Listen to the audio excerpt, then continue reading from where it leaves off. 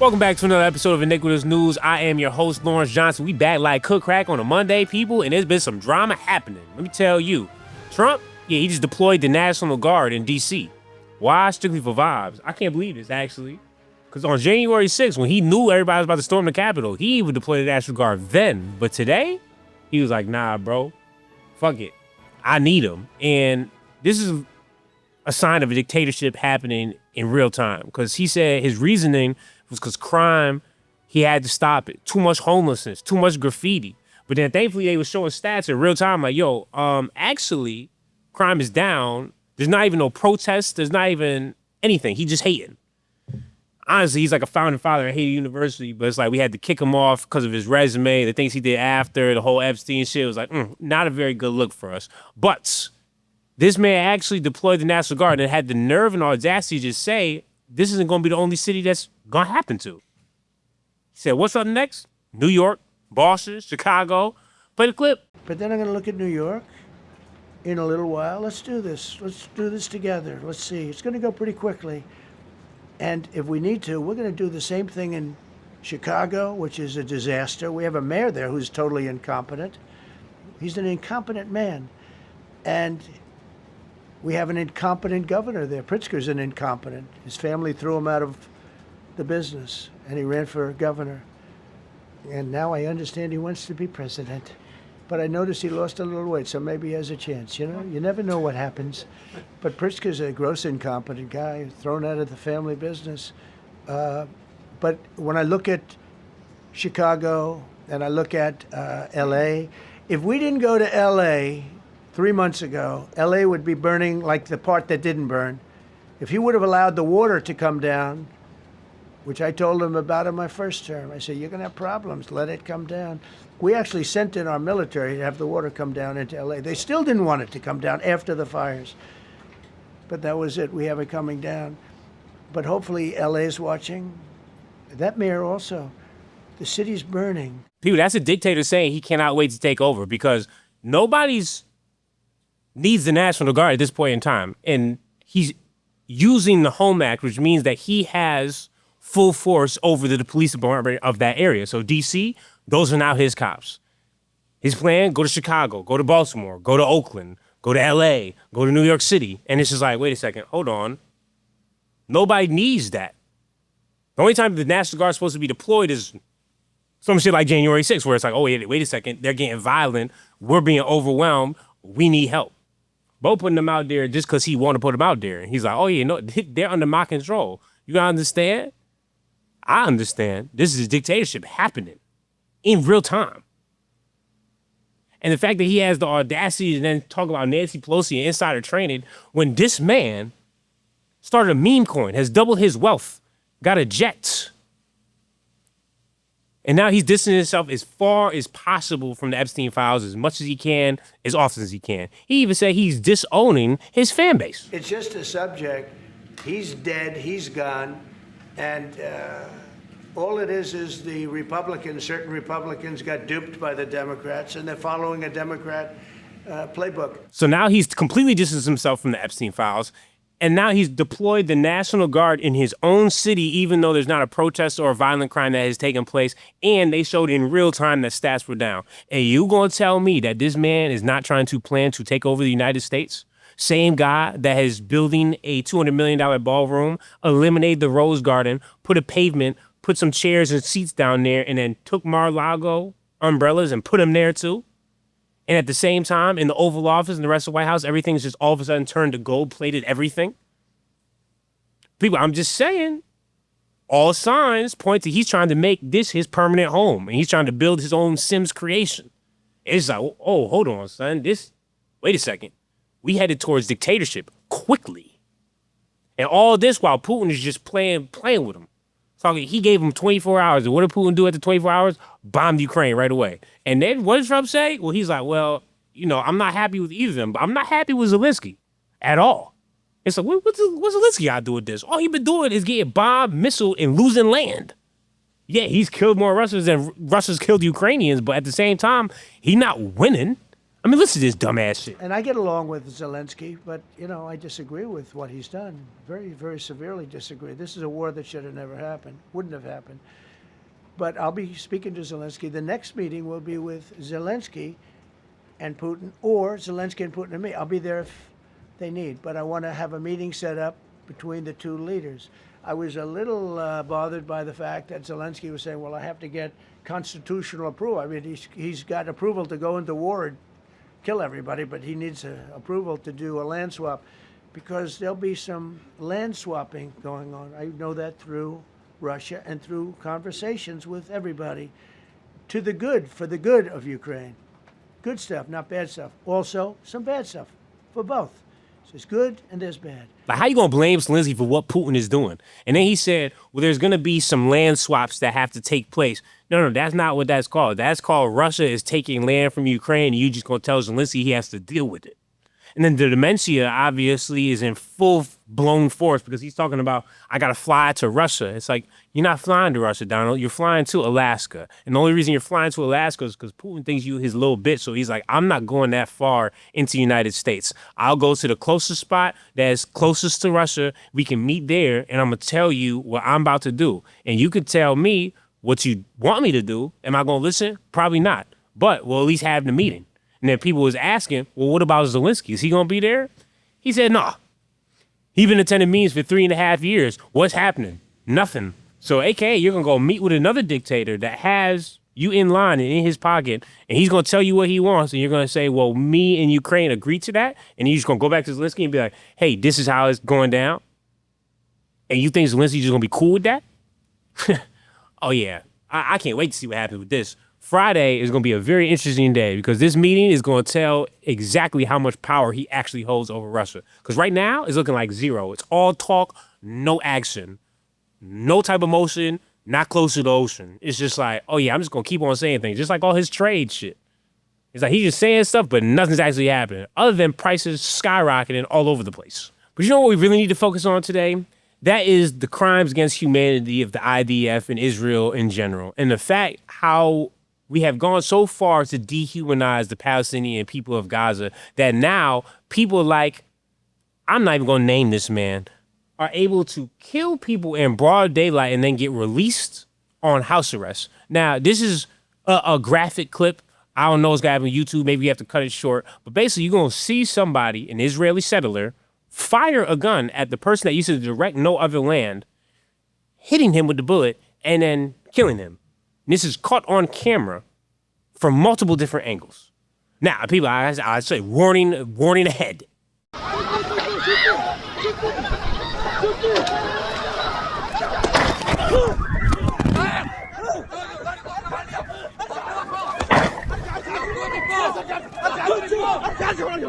No threat towards him whatsoever. He's just in the midst. People are arguing, sitting there, yelling back and forth, as a settler always used to yell at Palestinians in Gaza, as we can see all the time. And then out of nowhere, he just draws down and shoots. Now, this is caught on camera from 3 different angles. And somehow an Israeli judge looked at this camera footage and released this man off house arrest. He killed somebody in cold blood and didn't even have to go to jail to stay in trial. They was letting him chill at the crib. And then from the IDF, they said it was inconclusive evidence. We don't have enough evidence to charge him.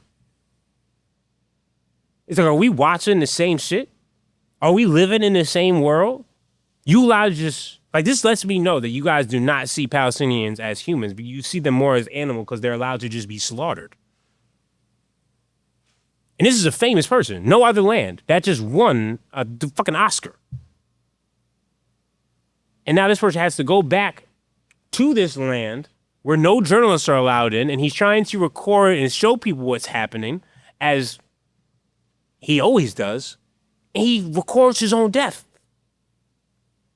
And he's getting released off house arrest? Could you imagine if this happened in America and you was caught on camera like this shooting at somebody?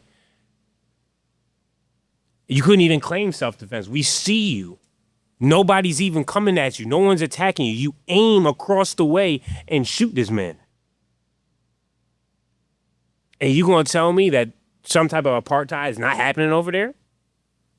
And people, it gets worse. Because you know who else was killed? The rest of Algiers' journalists. All of them. That's right. 230 plus journalists have now been killed over the past, coming up on 2 years now. That's more than most wars combined. Because that's the thing, journalists are a no-no. They literally have vests that say, hey, I'm a journalist. That's what I'm doing.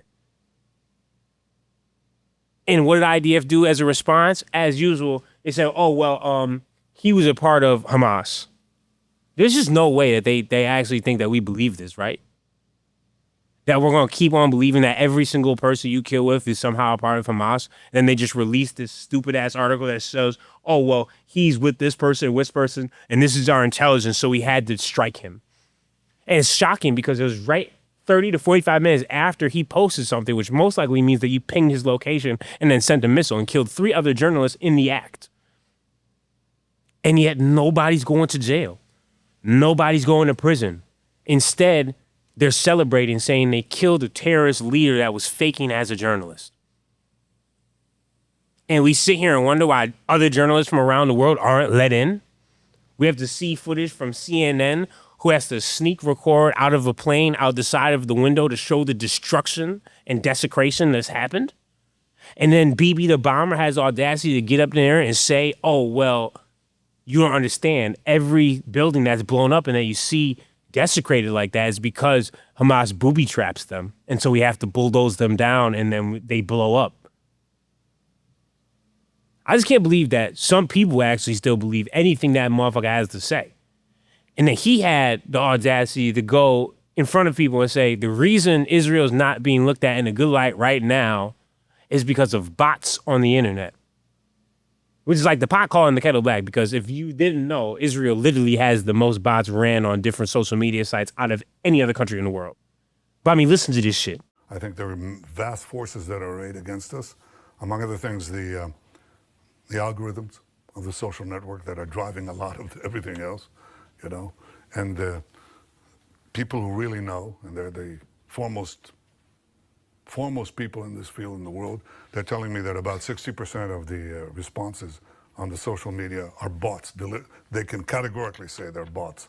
And they're bots that, you know, especially in America, you know, they want to attack the support that Israel has from the Republican side. So they describe how, you know, themselves as homespun Southerners, except they're riding from Asia somewhere, you know. That's a big issue. We have to contend with it. Just in 2 videos alone, I saw somebody kill somebody in broad daylight with a gun that just got released off house arrest. And then you guys just claimed that this man was a part of Hamas. And then you guys have the audacity to say that you're not starving anybody, even though there's videos like this of airdrops being dropped in and people scrambling to run to the top of buildings and structures collapsing because they've been devastated by missiles. But you're not committing an ethnic cleansing. You're not committing a genocide. This is a supposed war. See, war usually has to, you know, be fought both ways, and they have to have like an army, a navy, an air force. There's none of that. And then you say the hostages is what matters, but clearly not. Then you say, well, they're starving the hostages. Well, obviously, these hostages are now starving more than they've ever starved before because everybody there is starving. They used to have food coming in and then they give the food to the hostages. The fact that any hostages are still even alive right now to this day is astonishing alone. But people, I'm just saying, like, we're witnessing Holocaust 2.0. You get it? And nothing's happening. Instead, we have U.S. members and ambassadors that say this about Palestine. It is unfortunate that members have again taken advantage of today's meeting to accuse Israel of genocide. These accusations are politically motivated and categorically false. They are part of a deliberate, cynical propaganda campaign as Hamas attempts to win symbolic victories to compensate for total defeat in war. The United States refutes these allegations entirely. Israel has taken numerous measures to limit harm to civilians and to address humanitarian needs. The loss of civilian life in Gaza is tragic, but the responsibility for this rests with Hamas. It's almost like you could see it in her face that even she knew she was wrong for what she was reading. And then we were disowning and trying to break off our allies' around the world because they are going to recognize Palestine as a state, whether that's Australia, whether that's Ireland. And is that not eye-opening enough that we must be occupied? That we are going to break off a relationship with an ally if they recognize a place as a state? I don't know. Every day I be more and more confused about what's going on. I'm like, wait a second, are people not seeing the same thing I'm seeing? How are they getting away with this? Could you imagine killing somebody and then you just get out house arrest and then next thing you know, there's inconclusive evidence even though they got you on video? I know it ain't 4K, but that's at least 460, 480. And then to make matters worse, what's going on here? We have all the wrong focuses and priorities. Epstein, they trying to push him off as far as possible. And then you got dweeb-ass motherfuckers like Andrew Cuomo who come out of nowhere and all of a sudden he's mad at Mamdani for where he lives at. So, oh yeah, I heard you have a 2,300 rent-controlled apartment. You come from a rich family, immigration. Why are you living there? You should move. So my man's supposed to do you not understand how much and how expensive it is in New York? A lot of people live on rent-controlled apartments because that's the whole entire point. How else are you supposed to live there? People over there paying $4,500 for something that's like 1,000 square feet, not even $950. And the fact that then right after you bring up your father and you say, you don't know who my parents are? This is a fight. It's not a fight. That's why Mamdani don't even respond to you. He's not even giving you the energy of a response. He's not even making a post about you. He's just doing his own race because he knows you not even no competition, big dog. And that's the thing. He's like, oh, we got to fight. We got to scrap. There's really not no fighting, no scrap when your opponent doesn't even want to fight with you. It's like you fight in the air. You throwing punches, but the person not even in the ring with you. They like, hey, look at this dweeb. He's shadowboxing himself. This is not going to win no votes for you. I'll tell you that right now. Because why don't you talk about where you live at? He's talking about, oh, this is wasted taxpayer dollars. You're taking away a home from a family. What about the $60 million because of your scandal that taxpayers had to pay? That's $60 million. What's $60 million divided by 200,000? 2,300. Think about that. How many years is it going to take for him to equal off what the fuck you did for taxpayers and for families in New York City that you supposedly care so much about? Man, oh motherfucking man. And then we have South Park that I think they're at the point where like, I don't even know if we can still make jokes because people like Christy Noem and whatever the fuck her name is, Charlie Kirk, it's like there is just this rising of the dweebs that are somehow getting platforms that I'm at the point now, people like Nick Fuentes, I'm like, wait a second, maybe he could actually be good for some motherfuckers because these other dudes, they so far off the motherfucking scale, I can't even understand the shit. So yeah, people, on this Monday, I just want you to think about why was the National Guard deployed in D.C. when there's no violence taking place and crime is down across the board unless Trump is trying to take control and run a dictatorship. And then I want you to think about how is it possible that you did not hear about somebody killing a person that just won an Oscar in broad daylight and then being released off house arrest, and how in any other country, if this was shown footage to anybody, they would immediately probably be under the prison for life. And then I want you to think about how you can kill every journalist, not allow any other journalist, then somehow blame the narrative of what people think about you on someone else saying that Hamas is pushing online propaganda. The people that are being starved, no electricity, no water, have to hold hostages and are supposedly stealing from food aid stations, they're the ones pushing the online propaganda against you. No, maybe it's just because you're, committing to ethnic cleansing. And then RIP to the soccer player, the Palestinian prince, as they called him. What happened? He was also at a food aid station. What happened to him? Killed. Either by guns, by a military strike. IDF says they don't know. People, the IDF of Israel, you guys are literally committing the cost 2.0. I'm not even going to say it because they'll probably demonetize me. My last video got demonetized just because of the title. Just because I said they're going to take control of Gaza, they were like, yeah, no, this is just a little bit too on edge for us. If that doesn't show you that we live in an occupied country, I don't know what will. But you know me, I'm going to keep on talking about this forever. I don't care if I'm shadow banned because we're going to slowly grow. We got the motion of the ocean. I ain't really tripping. But I appreciate y'all for tuning in to another episode of Iniquitous News. Don't forget to hate and subscribe. We're going to be back on Wednesday. And The merch is out. I keep on asking about it. MarginForError.xyz, 25% off discount. Hater you 25. If you made it this far, that's how you know about the discount. And I appreciate y'all's support. You already know, man. We ain't new to this, we true this. We're gonna keep on going. See you on Wednesday, man. Don't forget to say the Furious Professor Feeling Iniquitous at all times. I'm out. You've just tuned in to another edition of Iniquitous News Network with Lawrence Johnson. Don't forget to hate and subscribe.